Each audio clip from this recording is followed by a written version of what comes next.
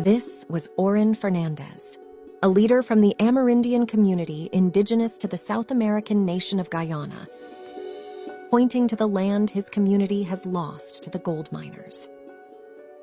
Chinese Landing, one of Guyana's smallest Amerindian villages, is waging a monumental legal battle to retain ancestral land they say miners have raided and destroyed in their quest for gold.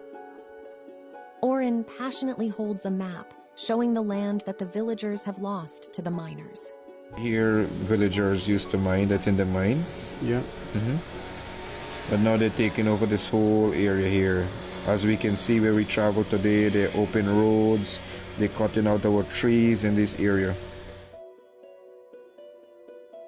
According to a report by the Associated Press, a local businessman named Wayne Vieira and a Canadian company called Alario Gold Corp have been undertaking mid-scale mining operation in the village spanning 3,400 acres, splitting the village in two. Trees have been marked red with paint by the miners to mark the territory as theirs. Chinese Landing, which lies deep within the lush forests of northern Guyana, accessible primarily by riverboat, secured its land title in 1976. And for a couple of decades, Amerindians mined that area with basic tools, selling small pieces of gold to feed families and build homes, complementing earnings by hunting and growing crops. This was seen by many as a sustainable model of mining compared to the commercial mining that is now going on.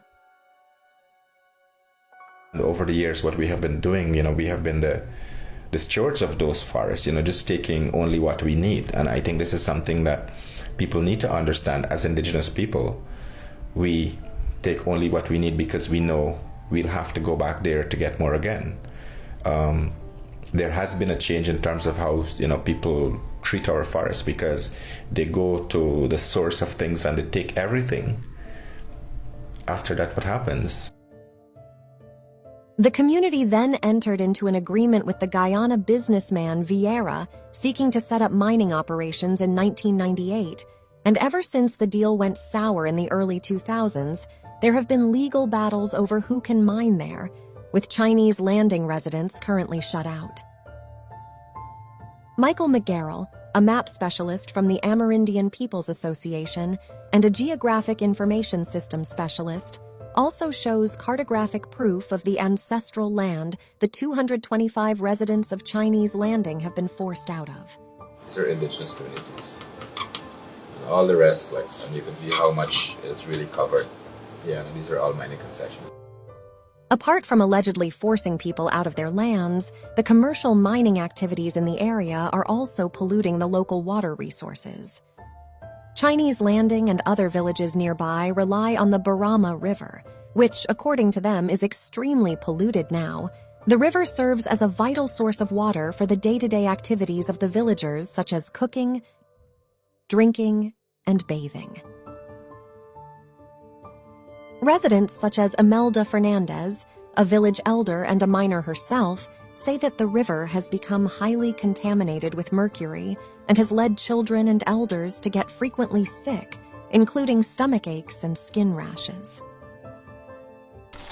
You see, what we bathing with? Dirty water. That's why nighttime we just saw all the children scratching. Yes. The legal battle between the village residents and the miners is being closely watched by activists and Amerindian leaders who hope it might set a precedent for other conflicts involving indigenous lands.